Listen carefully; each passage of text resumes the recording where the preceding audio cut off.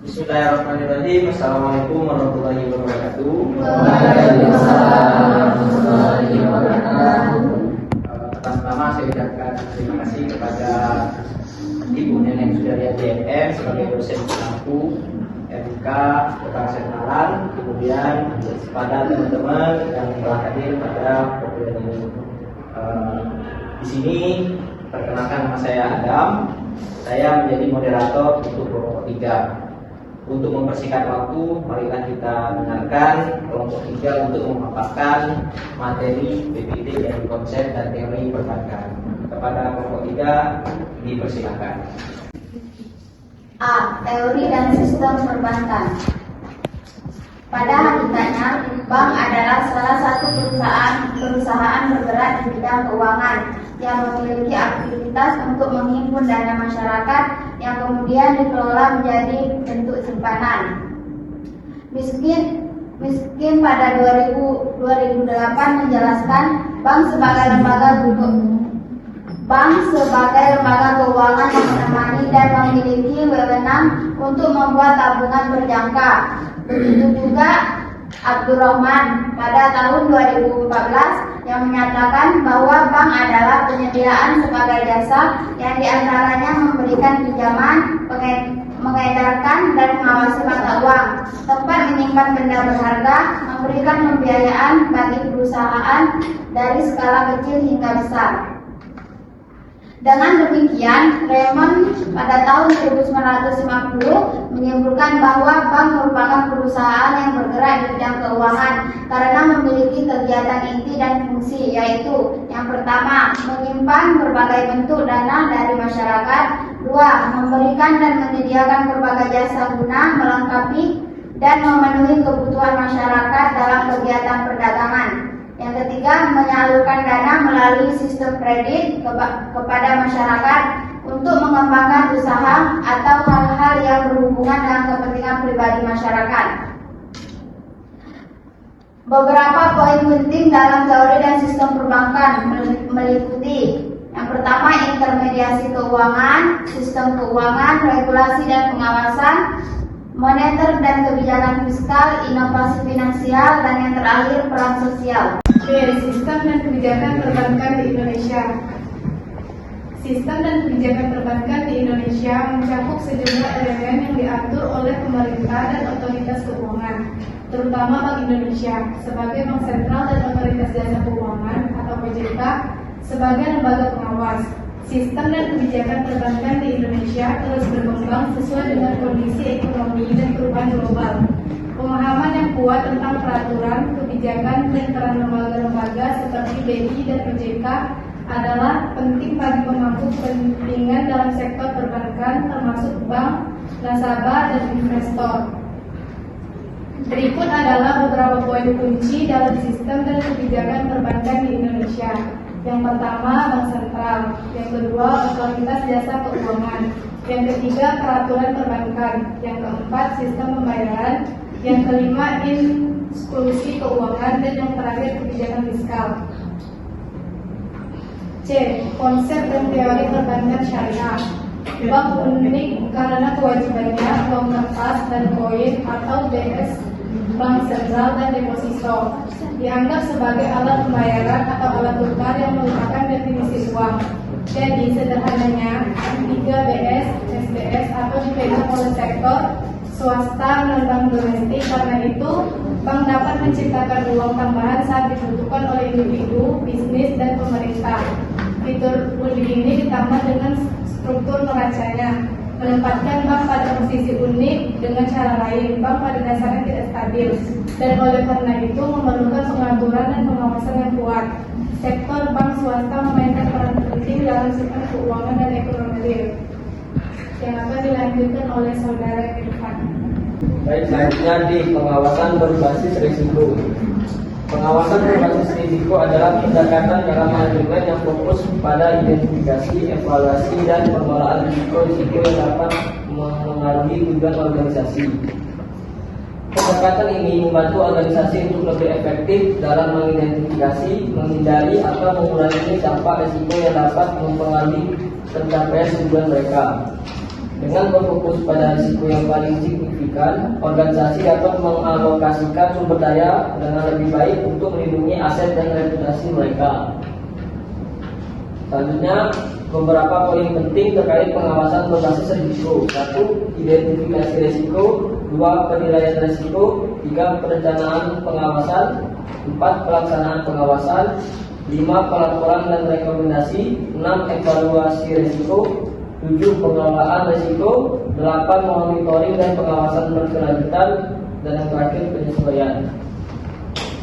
Oke, langsung saja dijawab oleh kelompok 3 untuk pertanyaan-pertanyaan dari teman-teman yang sudah diberikan. Silakan. Baiklah, saya akan menjawab pertanyaan dari Rahayu Windarti. Bagaimana cara penerapan prinsip syariah dalam perbankan dijelaskan? Jawabannya dengan cara yang pertama, larangan riba, yaitu perbankan syariah tidak memberikan atau menerima bunga dalam transaksi mereka. Yang kedua, bagi hasil, yaitu bank berbagi risiko dengan keuntungan dengan nasabah. Yang ketiga, larangan investasi haram, yaitu perbankan syariah menghindari investasi dalam bisnis yang dianggap haram dalam Islam, seperti alkohol, perjudian, dan produk riba. Bagaimana saudari Rahayu Windarti? Baik, terima kasih atas jawabannya.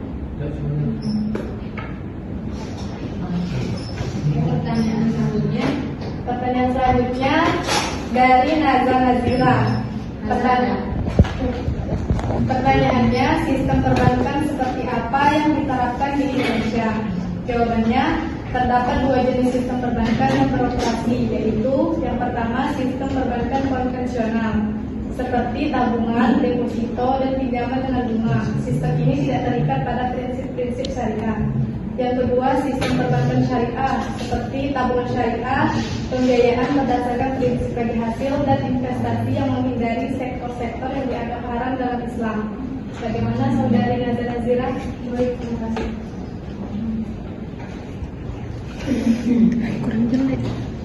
Baiklah, selanjutnya saya akan menjawab pertanyaan dari saudari Putri Kurniasari. Putri datang.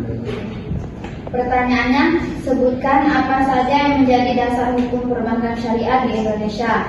Jawabannya, adapun dasar hukum tentang bank syariah di Indonesia diatur dalam Undang-Undang Nomor 7 Tahun 1992 tentang perbankan, yang kemudian diubah dengan Undang-Undang Nomor 10 Tahun 1998 tentang perubahan atas Undang-Undang Nomor 7 Tahun 1992 tentang perbankan, dan Undang-Undang Nomor 21 Tahun 2008 tentang perbankan syariah. Bagaimana saudari Putri? Baik. Selanjutnya saya akan menjawab pertanyaan dari saudari Nadia. Pertanyaannya, resiko apa saja yang harus dihadapi oleh perbankan atau perusahaan dalam mengendalikan manajemen resiko secara syariah? Jawabannya, yang pertama ada resiko kepatuhan syariah, kedua resiko reputasi, ketiga resiko operasional, keempat rasio kredit, kelima rasio pasar, dan yang terakhir rasio likuiditas. Bagaimana saudara Nadia? Baik, terima kasih. Baik, terima kasih.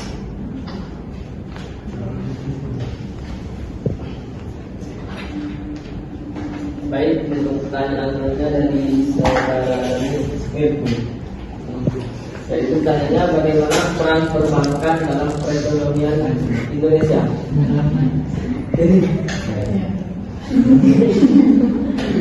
Yaitu peran perbankan dalam perekonomian Indonesia sangat signifikan.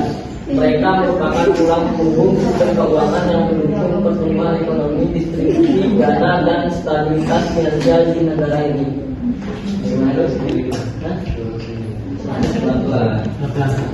Pertanyaannya, bagaimana peran perbankan dalam perekonomian Indonesia? Peran perbankan dalam perekonomian Indonesia sangat signifikan. Mereka merupakan tulang punggung sistem keuangan yang mendukung pertumbuhan ekonomi, distribusi dana, dan stabilitas finansial di negara ini. Baik, selanjutnya pertanyaan dari Rahma. Apakah bank syariah bisa bekerja sama dengan bank konvensional? Jawabannya dalam syariah Islam pada dasarnya tidak ada larangan bagi muslim untuk bekerja sama dengan golongan non-muslim. Hal ini juga ditafsirkan bahwa hubungan bank syariah dengan bank konvensional dapat melakukan kerjasama dalam bidang usaha apapun, sepanjang tidak bertentangan dengan prinsip-prinsip syariah. Boleh. Nah, kan kelompok 3 menyampaikan bahwa itu diperbolehkan. Mungkin nanti dulu saya sebagai moderator. Asai saya.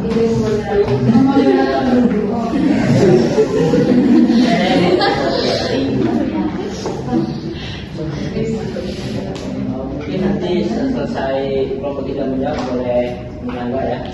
Maaf ya. Silakan lanjutkan. Baik, menjawab. Saudara Mawan, apa perbedaan bank dan perbankan?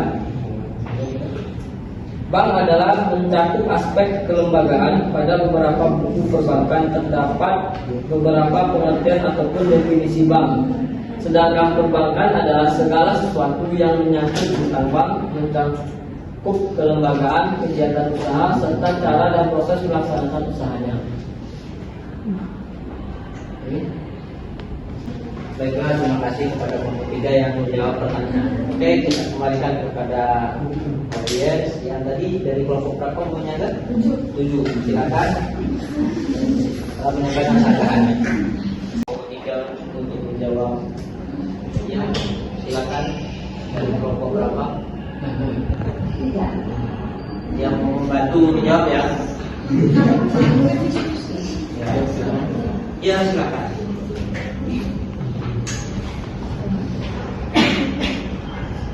Dengan kerjasama bank konvensional dan bank syariah dan handling syariah.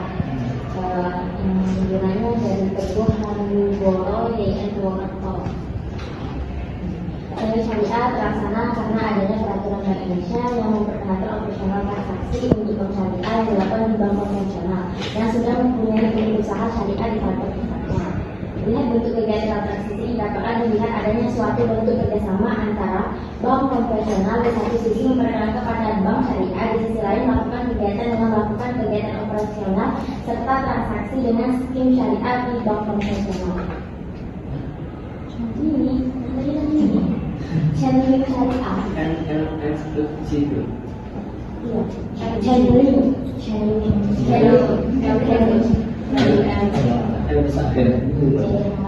Boleh sedikit. Kalau di sini tadi kelompok tadi. Kalau di sini bersama penanggutan LC.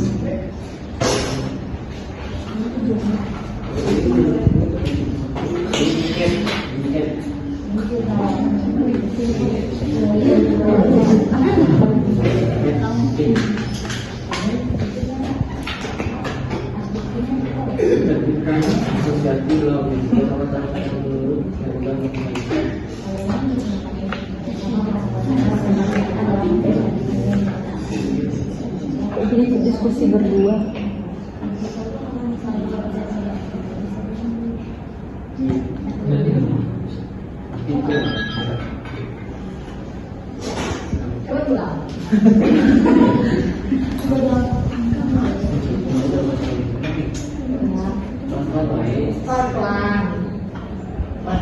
Handling syariah. Namanya Handling syariah. namanya Ya. kerjasamanya itu Adalah adalah model office handling syariah. Terlaksana karena adanya peraturan Bank Indonesia yang memperkenalkan operasional transaksi untuk bank syariah yang dilakukan di bank konvensional yang sudah mempunyai unit usaha syariah di kantor pusatnya. Melihat bentuk kegiatan dalam transaksi ini dapatlah dilihat adanya suatu bentuk kerjasama antara bank konvensional di satu sisi memperkenalkan kepada bank syariah, di sisi lain melakukan kegiatan dengan melakukan kegiatan operasional serta transaksi dengan skim syariah di bank konvensional. bisa dipahami kelompok 3? Gimana? Enggak, maksudnya kelompok 3-nya paham dulu. Gimana dari kelompok 3 sebagai narasumber. Jadi gini, kan ibu bilang tadi dari awal kan bank konvensional ini duluan ada dibandingkan dengan bank syariah. Dan kebanyakan bank syariah itu adalah anak dari bank-bank besar. Ya kan, BSI itu gabungan dari Indonesia. Jadi kerjasamanya lewat transaksi itu. Kenapa? Tidak kami? Oh tidak. Cukup. Contohnya mereka itu membantu transaksi jika ada nasabahnya yang uangnya ada di konvensional untuk bisa dimasukkan ke bank syariah itu. Ada kerjasamanya lah. Itu contohnya. Kalau yang berdasarkan definisinya yang dibacakan oleh mana? Lili. Ya, namanya. Ada pertanyaan lagi untuk kelompok 3? Cukup untuk materi konsep dan teori perbankan. Cukup kelas 5 cukup. Iya. Oke. Silakan tutup moderator dengan membacakan kesimpulannya. Siapa dulu yang baca kesimpulan boleh tutup. Kesimpulan singkat.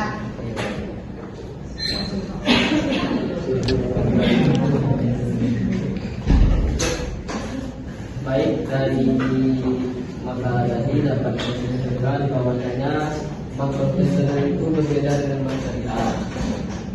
Bank konvensional itu ada di mana tidak memakai prinsip syariah, tapi kalau bank syariah sudah pakai. Oke, kita kasih Sudah kan? Sudah. Oke, kita kasih apa dulu untuk ini.